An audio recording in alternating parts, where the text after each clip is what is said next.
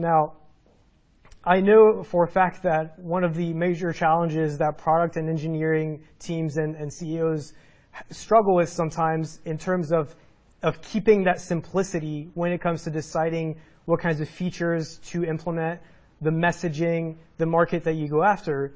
And so I guess my question is, when you made that conscious decision, correct me if I'm wrong, but that probably even limited the size of the market that you can go after, because some of the customers might require for you to have that infrastructure, so they might go with another provider that does it instead.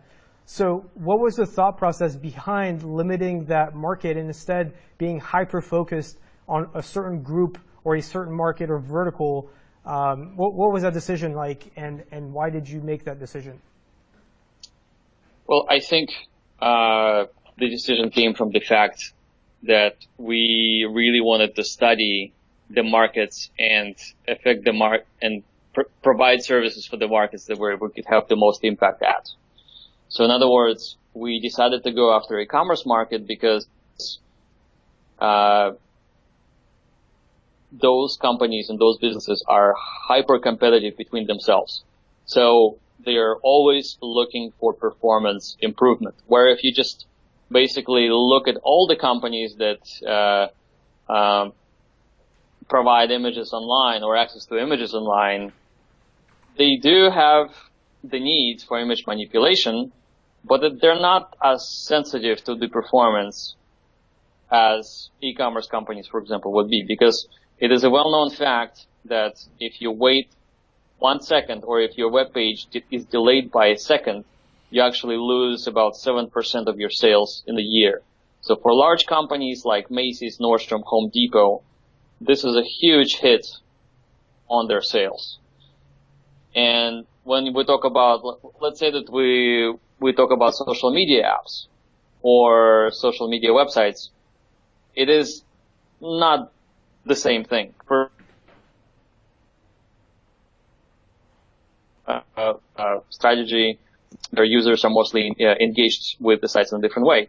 When it comes to e-commerce, it's all about showing the products in the right kind of format, getting people to buy those products and execute those transactions. So we focused on the largest market that has the largest impact on our bottom line. Like, for example, when we try to sign up a client, we really want to make between $500,000 to $1 million a year with that client when it comes to sales. So we're not necessarily interested in 10,000 clients that are going to be paying us $100 a month. Mm-hmm. That is not what we're focusing on. So by restricting kind of like our scope, we are able to tune the product, which is Imagizer, so that it can be really good for that specific market, rather than being very, very scattered across, all the features that are possible and try to satisfy everyone, but really struggle against, the headwind of pretty much everybody wanting you to do a different thing and pulling you in different directions. So being a small team of 7 people, we made a conscious decision to really focus on e-commerce, specifically on large e-commerce companies, so that we can dedicate our resources to working with them specifically. Such as, like, for example, if Nordstrom calls or Macy's calls, right, we really shouldn't be talking to 1,000 other companies that are small startups, right? We really should be focusing on those large companies. And so by being a small team, we're able to really give them full attention. Did you always plan on going that direction and focusing on larger customers but fewer customers? Or was that a conscious shift of you didn't start in that direction and then you realized through whatever method that was the direction for you to go after? It wasn't originally the plan. And the funny thing about running your company or developing a software service business is that everyone has an ego, and I certainly have an ego, right? I certainly want to think that our service and our software is needed by absolutely everyone. And so it's kind of I wouldn't say it's a very difficult process, but it's definitely a process to convince oneself to leave some money or some effort on the table, so to speak, and focus on this one vertical and be really good at it. But I think it's the right thing to do, egos aside, and because ultimately it changes how your bottom line is affected. Mm-hmm. And so for the first year or so, we dabbled in different markets. We looked at social media sites, we looked at mobile apps, we looked at mobile site development companies. Ultimately, we realized that it is e-commerce where we can make the most money or the most revenue in the shortest amount of time. And it simplifies our operations because once you talk to 3 e-commerce clients, it is very likely that if you talk to 3 more, you will speak the same language. Mm-hmm. So in other words, you don't have to explain your product to them in terms that you do not know, or you need to develop kind of like a different angle for them. It's all pretty much the same thing because they all have very similar problems. The other thing is you told me that shift in mindset also required a change in messaging. So whereas before you might have talked about how Imagizer can help load images a lot faster through the web for your customers, that might speak more to the engineering level. But for the types of customers that you're going after, the engineers may not actually be the decision makers. So instead, you had to talk about the reduction in costs, the increases in revenue by loading images faster, and every second of delay causes X amount of revenue loss, and so on and so forth.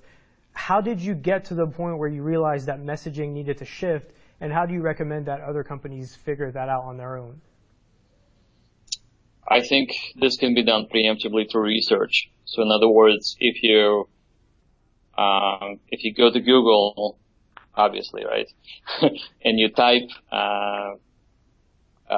website performance, top 10 things you must do, right, it is very likely that you're going to see that if you want to make more sales, your pages should load quicker, they should organize properly, they should have proper formats, you should be using a CDN, so on and so on and so on. So it's not a very difficult process to get there.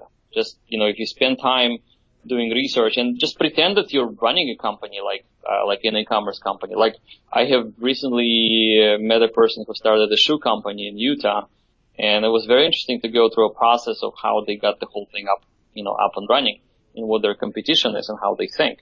So definitely, I would say the first thing one should do is just tap into an abundance of information that's available online, go to conferences, talk to people, interact, network, see what kind of problems that the chief revenue officers are waking up thinking at night, or if you're a CEO of a smaller e-commerce company, that just ask them a few questions like, what are you worried about? Mm-hmm. Like, is performance important? Are you using a CDN?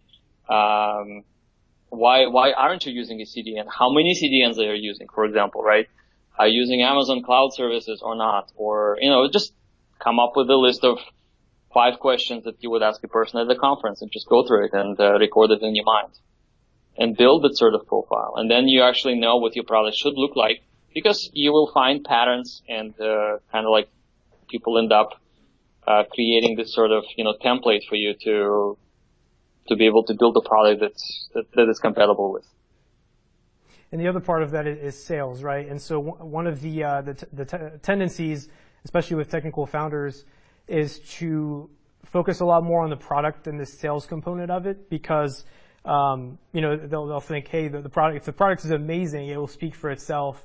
It will grow organically. People will refer to it and whatnot. So maybe they don't focus as much on sales, or they delay hiring a sales team for a while. And in fact, I think that's one of the things that you did at ImageCheck as well, since I quote, you told me, we always thought that this would be a technology company, so we didn't invest in sales, end quote.